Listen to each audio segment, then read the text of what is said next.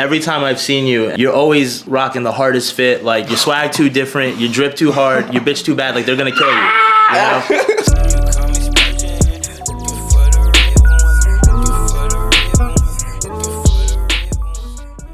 Hey, what's up, y'all? It's Tyrel Alejandro, Real Ones, and I'm here with Godly the Ruler. So, first off, I see you're drinking some tea. What kind of tea you drinking? Tonight we're sipping on Throat Coat. Actually, that's what we sip every night.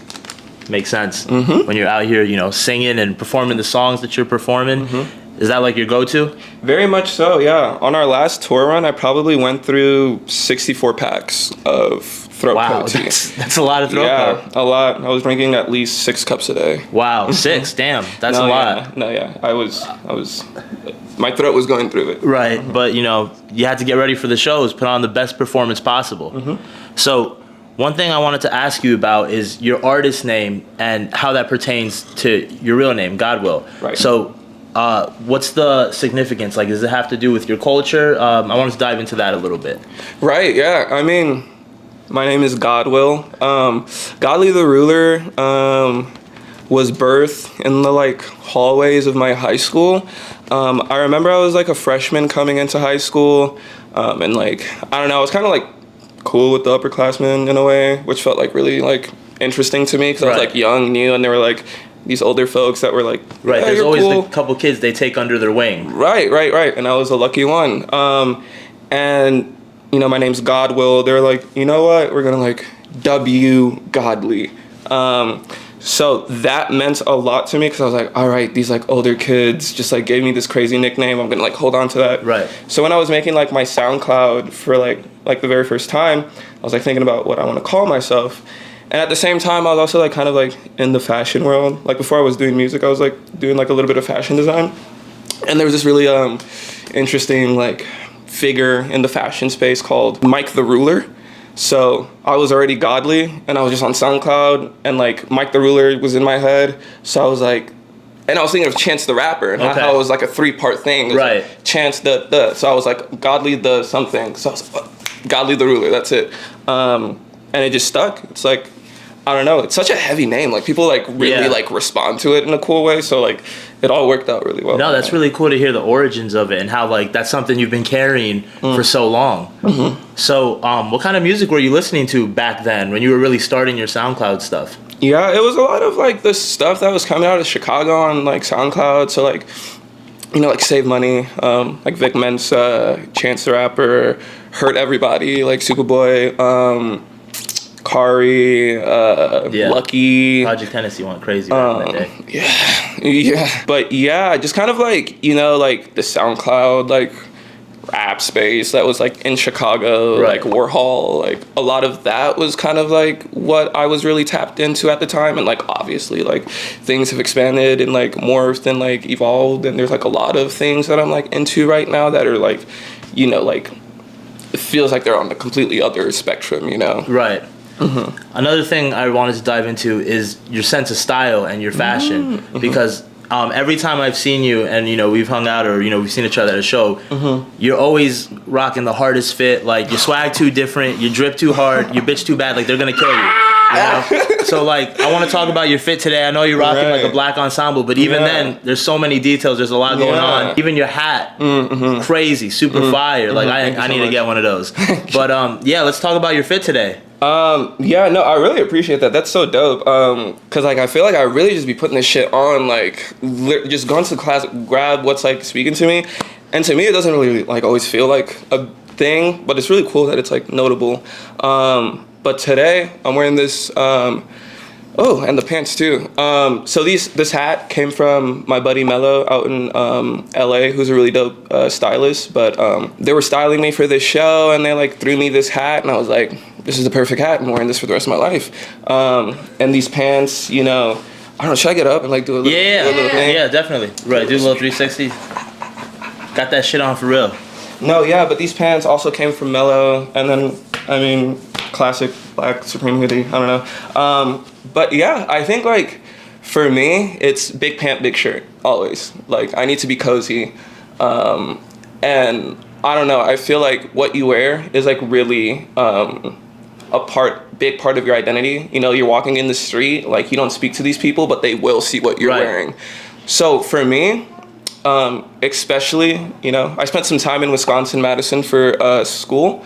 So being in that place, which is like really like heavily like predominantly white, I took a lot of like pride in like being like sticking out because it was like I already a lot of cookie out. cutter shit going on, but you know, you're coming out there in something bold, some people out there probably never even seen before, exactly, and they didn't even, you know, think that you could dress like that until someone like you literally is showing them like, yo, my drip different. You know, this is what you could be on. Yeah, I wanted, like, the hat is like, it's a statement piece. No, you know? literally. Conversation starters. I want people to like, you know, go home to their family and be at the dinner table and be like, you will never believe I saw this kid wearing a my cock your ass hat with the biggest pants I've ever seen in my life. And it's just like, you know, we never had a conversation, but I'm gonna stick with them for a while. 100%. You know, people are gonna be pulling out their phone trying to get low-key flicks like, yo, you're not gonna believe the hat I just seen today. But no, there it is right there in the photo, my cock your ass. So, you know, something else I wanted to talk about also is your style of music. I mean, it's very transformative. What song would you suggest to someone who's never heard your music before as like the first song they should listen to like check out my music? Probably Revenge. There we go. Revenge. That's a great one. That's the last track off the new album. Yes.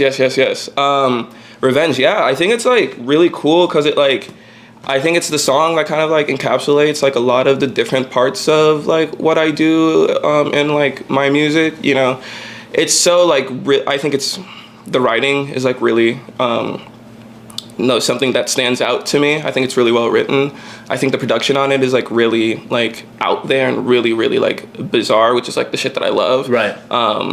And I just feel like, you know, out of like everything in my discography, I think Revenge is like where everything kind of like meets and it like boils down into like the one track. Right, where like the synergy is really all just fully there and done at like the highest level. Awesome. No, I love that track. And then while we're on the topic of the album, let's talk about it. So what really made you come up with the theme for The World Is Big, Get Over It? What were the starting points? Because just that sentence there alone, like there's a lot to unpack before you even sat down and listened to the album. Like that's a bold, you know, theme right there. So yeah, let's talk about it. Let's dive into that a little bit. Hell yeah. I mean, before I'll get into that, I just want to make it like clear because it means like a lot to me. Like the word album like means so much to me. But The World Is Big, Get Over It. I don't think I would call that an album. I'm still like sticking to like that's a EP to me personally, because I feel like album, like there's a lot of classic albums, right? And like I think writing an album, and when I get to that point in my career, it's gonna be a really big thing for me. It's gonna be like something that I really like pour my entire like life, soul, and energy into. And I don't feel like I'm at that point yet. I don't want to like do a disservice to The World Is Big because that's an amazing project, right? But like when the album comes out, you're not gonna like 100%. My fault for misspeaking. Because at the end of the day, you're right. There's different processes to it. You know, like when you sit down with the album, maybe that's something where you're really spending your time and, you know, taking a little more with it. You know, allowing yourself to actually make some stuff, but then step away. Where versus an EP, you know. Maybe it's not as long, it's not as fully fleshed out, but it's more so about just, you know, getting the music out there and, you know, giving the fans a taste. Yeah, it's exactly what you're saying. It's like the intention behind it. And I didn't intend to make an album with that, but like when everything lines up and like the stars align and like there's the backing that I need to produce the highest form of like music, that is going to be the album. I'm just not there yet. But I don't know. Going back to the World Is Big, Get Over It, that was kind of like, I don't know, I kind of had like, I had one of those years where like shit kind of like was like really starting to make sense and like things were really lining up in a really cool way for me in like the music industry, which is really, really new to me. I was still very much an outsider looking in, and I got like a little bit of a taste to like what it really means to like insert yourself into the industry like after like 2022 was when I feel like I really like broke into the industry in a way. So The World Is Big, Get Over It was like kind of like after I feel like I broke into the industry in some way. This is how I see it. Like the music industry is like this whole play, you know? Right. There's all these actors and all this stuff, And like as consumers, we're like sitting here in the stands watching the music industry put on this show for us. And like everybody is so like enamored and so like kind of confused because nobody really knows what's happening behind the curtain. Right. So I feel like I finally got to peek my head around the curtain and like see what was going on over there. And it was like, damn, like, you know, I feel like I had a year that was really like transformative and I felt like on top of the world. And I was like, look behind there, I was like, oh, you know, people, and this was when I was like still kind of like maybe like putting myself up to other people and like looking right. and like comparing, and I was like, damn, there's people out there that are like doing this shit like on a different way than I am, in a bigger scale than I am, in a smaller scale than I am, just coming at it really, really differently. And I think it just really like humbled me in a way where I was like, okay, there is like still so much to be like learned, right? So it was like, damn, like the world is big, but like there's no point like, you know, stressing over don't it, fret over you know, it. just get over it and like keep it pushing. So that was the whole thing, you know. That's really cool, and it's really interesting to kind of just hear how you breaking through and kind of seeing those things for the first time helped kind of influence who that, where there's almost kind of like a dichotomy there where it's like, yes, all this stuff is new to me, and that's a little stressful as, you know, I'm out here trying to figure everything out and figure out which path is the right for me, but at the same time, no matter which way I do it, like, I'm doing it right. So, you know, let me not trip too hard on that. For the project, you work with a lot of different collaborators. What was that like? Just kind of, you know, getting a lot of friends and, you know, people just in the stew and, you know, putting together this piece of art. Yeah, that was like another really essential part to it. And another thing I was like kind of intentional about was like making it like a community-based project. Right.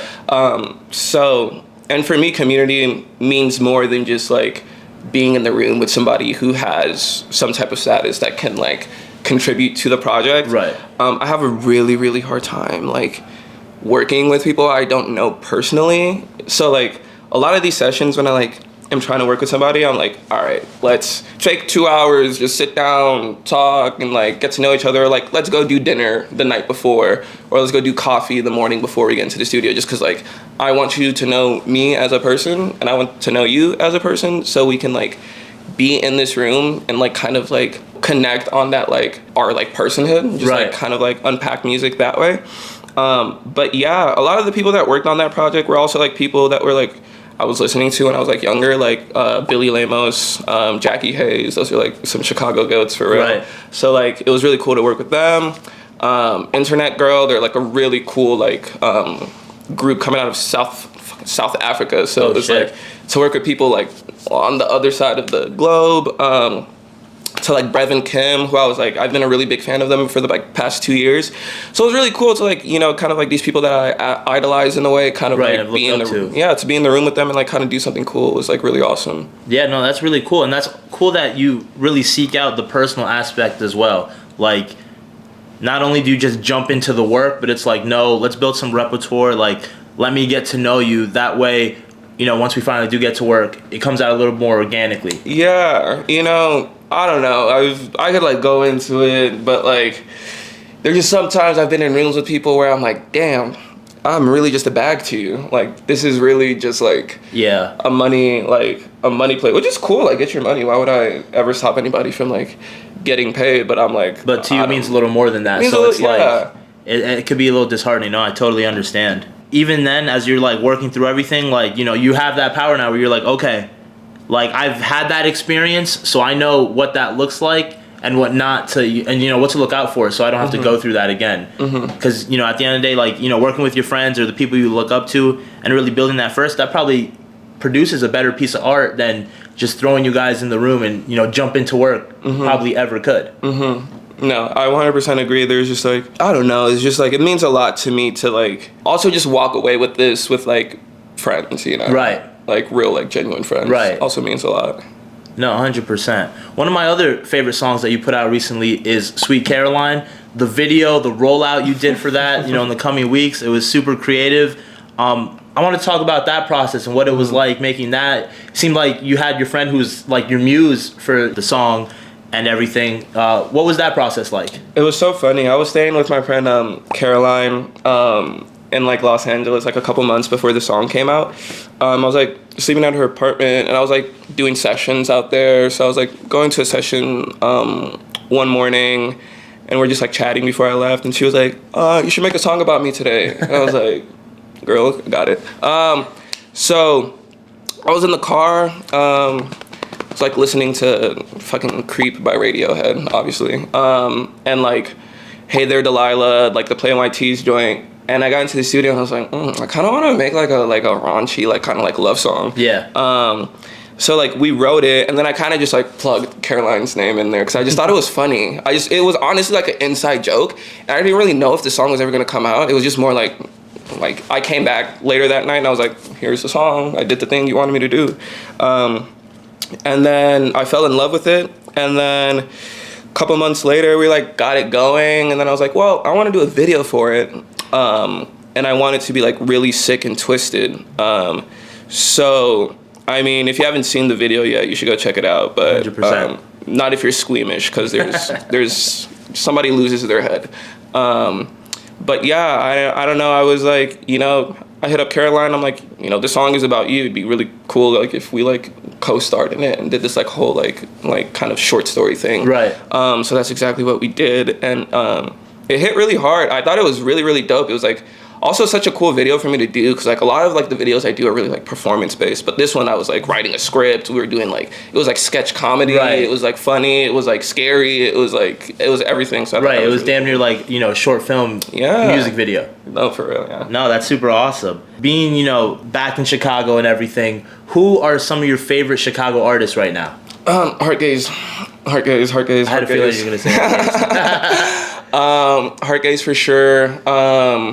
Dreamer Isioma for sure. I'm also really rocking with Soft and Dumb. Those three for sure. Like really, like in a really cool way. Like I think they've been really influential in a lot of the music that I'm doing, and not even just music, just life, just like personhood, just being a person. They've been like 100%. Yeah.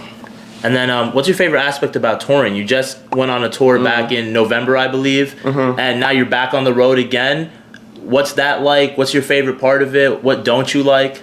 My favorite part of it, honestly, is like being the underdog. Like especially the first tour that we did, we were like the support act, right? So we're like touring with the headliner, like opening up for them every night, and everybody's there to see the headliner, you know? But like I love being the underdog. I love people like, not knowing us and then like coming in because we have everything to prove. Nothing to lose, everything to prove. So we go on the stage hungry as fuck. So every night we like play the hardest that we can, and every single night it's so amazing to see the room, like how they open up, because everybody's so timid. They're like, man, like we're too cool for this shit. Like we just want to see the opener. And then it's like too cool for school, and then all of a sudden two songs in and they're hooked. We have them in the palm of our hands every single night, and it's just so amazing to be in a position to like win over a room, and we do it every single night, and it was just so amazing. But other than that, it's like, playing live is my favorite part about the music shit, just like being in a room with people and like singing for them. That's like the best part.